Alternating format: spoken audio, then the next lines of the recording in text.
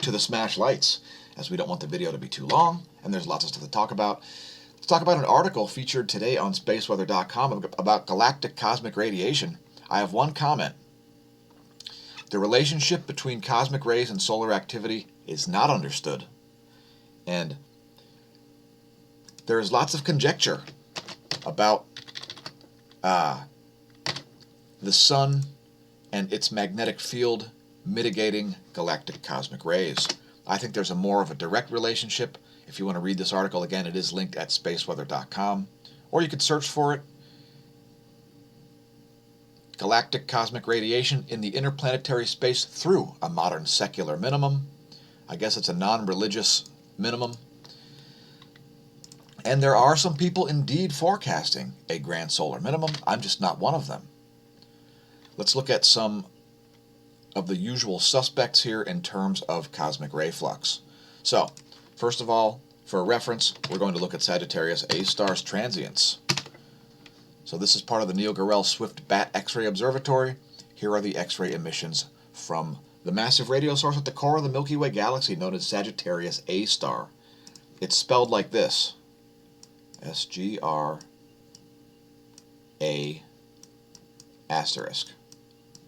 Sagittarius A**.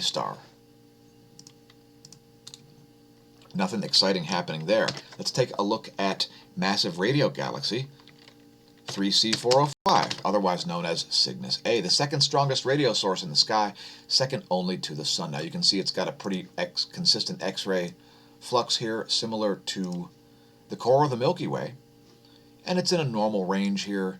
Nothing too eventful going on there from Cygnus A. Let's go across to the other side of the galaxy and take a look at the Crab pulsar.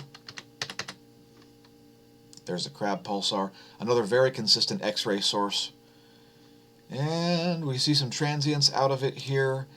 They're just above the 0.20 realm, showing that Crab is in a normal state of affairs here in terms of X-ray emissions. And lastly, let's look at Cygnus X3, one of the only known likely point sources for cosmic ray flux. This has a poloidal field that's aimed directly at us, which prompts some people to refer to it as a microblazar, microquasar, cork star. It's a very misunderstood object. And Cygnus X3 is also remaining in a quiescent state here, down toward the bottom of its range. And we implore you, if you're a radio astronomer, to please study X3 at its quiescent state, as we're very interested to see what it does when it comes out of its quiescent state.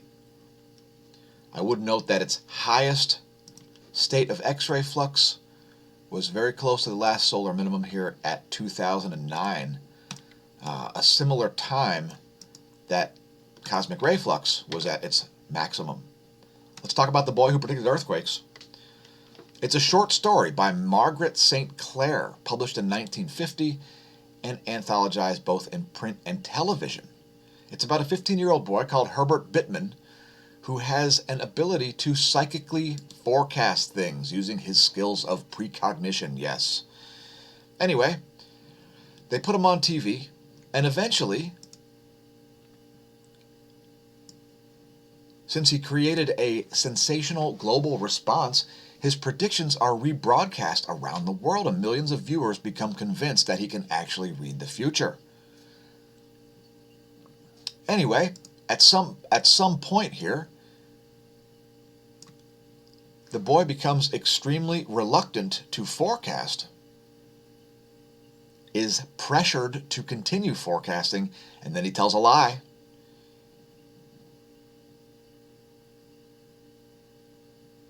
Because he saw in his real forecast, he saw that the sun is going to explode, known as a nova event, or perhaps a micronova event, whatever you'd like to call it. And it's just an interesting piece of fiction here. The boy who predicted earthquakes from 1950. In any case, we don't have to refer to the sun's behavior as a micronova, as I'd prefer to just refer to it as a nova. And please leave us a comment if you have theories about what causes it. Is it caused by a solar minimum and a lack of plasma on the surface? Coronal holes? Is it caused by a solar maximum and massive sunspots? Or is it something else entirely? Let's talk about our mission. It's available at smashamash.com/forum/mission. Number 1 is to assist, study, and report on the ongoing formation of a unified theory of physics. Much of cosmology is being rewritten, which is why we have the channel largely. Number 2, to raise the awareness of the general public of the relationship between space weather and Earth effects. Number 3, to connect and consult with media organizations to multiply our reach. And I don't know, maybe we should get rid of the term multiply, because we're more like we're barely adding our reach. In fact, we're bleeding YouTube subs. Number 4, to demonstrate cutting-edge proof of concept solutions to problems, such as grow tomatoes inside over the winter, and other things. To publish scientific papers in a multidisciplinary manner, including but not limited to the sciences before you scrolling up the screen. Number 6, to assist mankind by advancing the study of predictive phenomenon. You see what I did there? That's a callback. Reduce risk and liability, save lives and resources, and adapt no matter what the adversity is. And lastly, to not be ossified in our beliefs, because that's not science. If you're ossified in your beliefs, you're not doing science, you're doing religion. So the last and a very important aspect of our mission is to not be ossified in our beliefs and to treat those who are with love, respect, and inclusion to the scientific discussion. If you'd like to support the mission, like our patrons do, please consider becoming a Patreon. It's patreon.com/smashomash. It's the true source of funding. And if you want to be on a credit crawl coming soon, consider becoming a patron. Help us get somewhere near reaching our goals in 2020, as we've run into some shortfalls, to say the least. We're also on Subscribestar. Visit the other links below the video as well. We are streaming live to Twitch, which is what we like to do, because the platform is absolutely fantastic. If you haven't pressed like and subscribe on YouTube, well, we'll wait. No, go ahead, pause the video. We'll be here when you get back. Press the notification bell. You may even be notified when we produce a video. We're also on BitChute, bitchute.com/smashomash. We're all over social media. Check us out. And congratulations to No Malarkey Joe. Well done, Joe. We're delighted to see that Bernie Sanders, being the revolutionary that he is, has supported you. Because everybody knows there's nothing as revolutionary as stumping for Hillary Clinton in 2016 and then Joe Biden in 2020. Two of the most politically connected candidates in the history of mankind. So congratulations on all of you who've joined the revolution. Make sure you do what Bernie says. He's totally not an economic illiterate. Pardon the sarcasm. John Kasich. Absolutely putrid. But yeah, congratulations, Joe Biden, for the no malarkey. And we've moved into the, oh my God, it's so scary. It's so scary that I'm going to break out my UV wand. And if you want one, head to smashomash.com/affiliate, and then you can do things like this. Hey you, stop that. Stop rotating around my head then. And clear off. See, that's all you need, just the UV wand. Go around, hang it from your shirt, and just go around killing COVID because it's so worthy of being your adversary, right? Very scary and spooky. Oh my God, I'm so scared. Now, many of you may remember, months and months ago, there were stories about how humidity can kill COVID. Now here's a story on SciTech Daily about how humid air can extend the lifetime of virus-laden aerosol droplets. Oh yeah. Now we've put up videos where the thumbnail talks about how sunlight kills the COVID virus or destroys it, considering it's not alive in the first place. Not considered to be a kingdom of life, by the way. I think viruses should be added as they have unique genetic material, but whatever. This isn't 11th grade advanced biology, and I won't be arguing with the teacher about it like I did back in the 90s. Anyway, there's lots of fear-mongering on the internet, and here's more of it. More double talk and more nonsense where, oh, it's this today and it's that tomorrow. Let's talk about smashomash.com/forum, where there's a 31-page thread about coronavirus. Now, back on January 23rd, I started covering it. What really works to keep it away? How about hand washing? Wouldn't it be easier to just clean surfaces? What about wearing masks? While people have turned to masks as protection against COVID-19, masks often provide nothing more than a false sense of security to the wearer. The masks that were widely available at pharmacies, big box stores, and home improvement sites until a worried public bought them all work well at filtering out large particles like dust. The problem is that particles that carry COVID-19 are small and easily move right through the dust masks and surgical masks. These masks provide some protection to other people if you wear one while you're sick, like coughing into a tissue, but they will do little to protect you from sick people. Which is why you shouldn't be going out into public while not sick wearing a mask. And by the way, quarantining people who are healthy and attempting to force healthy people to wear masks is tyranny. By the way, by March 7th, I was saying this entire outbreak may be much ado about nothing. Why? Because it's a statistically irrelevant disease, except in terms of the pathetic and infantile human response. The fatality rate is likely much lower than is being reported for one simple reason. It's not conjecture, nor a political ploy to downplay a significant threat. There are possibly billions of unreported cases. This was on March 7th, by the way. Like West Nile virus, coronavirus is not particularly dangerous, as I've stated since January 23rd. The reaction of certain people is completely disproportional to the actual threat. It's either intentional or accidental. If it's intentional, it's likely an attempt to increase surveillance state scope, cause general chaos, always a formula for increased scrutiny and control over your life, or crash the U.S. stock market.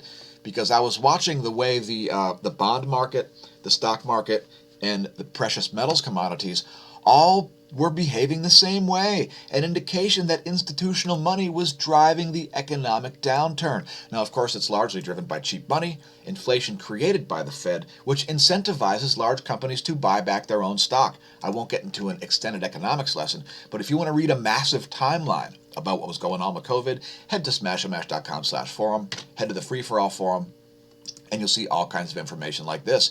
Truly deadly diseases have higher mortality rates. If we learn that 1 billion people have COVID-19, that means the mortality rate is 1/10 of the seasonal flu. We've included an image about more deadly diseases. Perhaps check that out.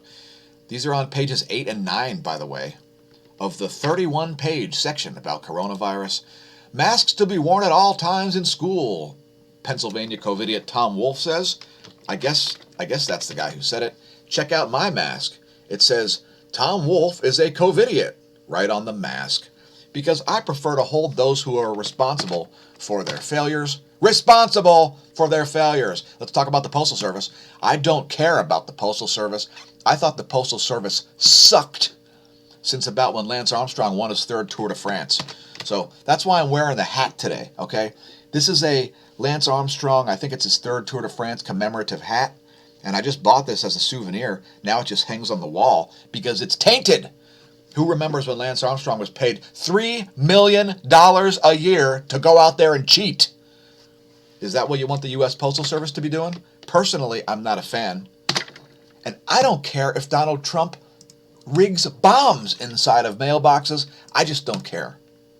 And I wouldn't go to a major U.S. city if you salaried me to do so. If you've got a breaking news story that you'd like us to cover, check us out at the smAsho VoIP line. We've created it specifically for viewers like you. It's country code +1, area code 610-936-9799. That's country code +1, area code 610-936-9799. We're growing our organization, so perhaps consider supporting the channel via our links, which are right on the homepage. smashamash.org will redirect you to smashamash.com. There are the social media links. Here's me checking the stream, and it's looking good. Please visit the links. So first of all, you've got the smAsho store, you've got the Smash store, and you've got the affiliate link. The smAsho store contains my next shirt that'll be modeling for you, the I've survived a global pandemic so far Grim Reaper motif shirt. Pick up one of those if you like. Or perhaps you like better the one I'm wearing now. Smasher Price, my first pandemic, yes. And it's the first merch I've ever made. If you want to get in on the ground level, pick up yourself a Smasher Price, my first pandemic shirt. We've also got other designs here, including the 3C405 shirt, the Smash Original with just the logo, the Google is a Scam shirt, and the Smash Team shirt. And we actually put that one on today's lovely test pattern. That's my test pattern, folks. What do you think? And the affiliate link, we've added another item here.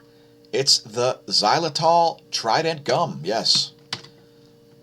So if you want an insane pack of 15 different assorted flavors of gum, they got all kinds of stuff here. Check it out. They got watermelon, it's all sugar-free, and it's all got xylitol. I'm not going to make any claims about the dental effects of chewing xylitol gum.